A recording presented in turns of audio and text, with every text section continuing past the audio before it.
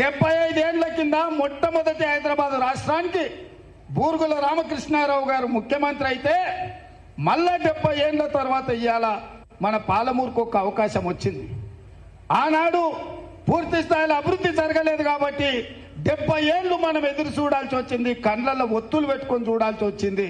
ఇవాళ 70 ఏళ్ల తర్వాత వచ్చిన అవకాశాన్ని కొంతమంది కుట్రలు కుతంత్రాలతోని దెబ్బతీయాలంటే మీరందరూ చూసుకుంటూ ఊరుకుంటారా అని కొడంగల్ కార్యకర్తలు నేను అడుగుతున్నాను.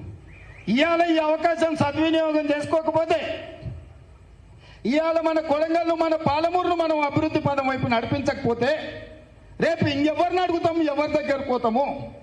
ఆయన ఆశతోని 2009లో తెలంగాణ వస్తుంది, పాలమూరు బాగుపడుతుందని చంద్రశేఖరరావును గెలిపిస్తుంది.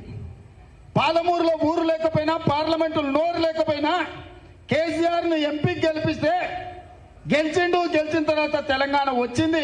అదే పత్త పోయిండు, గజ్వేల పోయి ఫామ్ హౌస్ కట్టుకున్నాడు, సిద్దిపేట సిరిసిల్ల గజ్వేల అభివృద్ధి చేసుకున్నాడు తప్ప కొడంగల్ వైపు తిరిగి చూసిండా? ఆయనను ఎంపీకి గెలిపించినప్పుడు మనం ఓట్లు వేయలేదా? మన పాలమూరు ఆయనను ఆశీర్వదించి గెలిపించలేదా?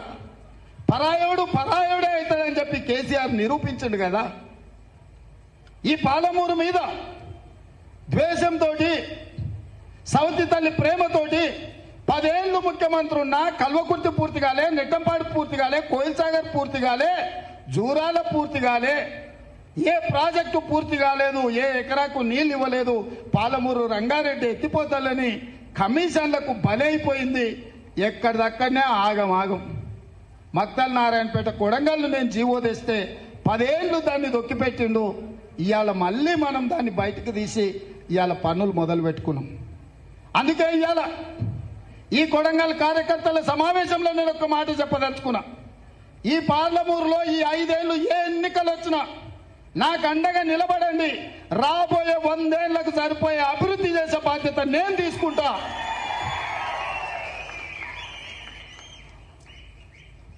ఇవాళ సంతకం పెట్టే శక్తి మనకిచ్చిండ్రు. దీన్ని సద్వినియోగం చేసుకోవాల్సిన బాధ్యత పాలమూరు బిడ్డలు ప్రతి ఒక్కరి మీద ఉంది. మీరు బీఆర్ఎస్ ఉండొచ్చు, బీజేపీ ఉండొచ్చు, సిపిఐ ఉండొచ్చు, సిపిఎం ఉండొచ్చు, కోదండరాం గారి పార్టీ ఉండొచ్చు, ఏ పార్టీ అయినా ఉండొచ్చు. పార్టీలను పక్కన పెట్టండి, జెండాలను పక్కన పడేయండి. పాలమూరు అభివృద్ధి కోసం ముందుకు రండి. ఇన్నేళ్లు ఎంతో మందికి మద్దతు ఇచ్చారు, ఎంతో మంది కోట్లేసారు, ఎమ్మెల్యేలైనరు, ఎంపీలైనరు, ఎమ్మెల్సీలైనరు. ఏమొచ్చిందో ఒక్కసారి ఆలోచన చేయండి. ఇవాళ మనవాడు సోనియమ్మ ఆశీర్వాదంతో ముఖ్యమంత్రి అయితే ఈ అన్ని పక్కన పెట్టి ఒక్క దగ్గర కూర్చొని ఎట్లా అభివృద్ధి చేసుకోవాలన్న ఆలోచన చేయాలి తప్ప ఎట్లా పడగొట్టాలి, ఎట్లా కాళ్ళలో కట్టబెట్టాలి, ఎట్లా కింద పడేయాలని ఆలోచన చేస్తే ఇది మంచిదా? 100 రోజుల్లో 6 గ్యారెంటీల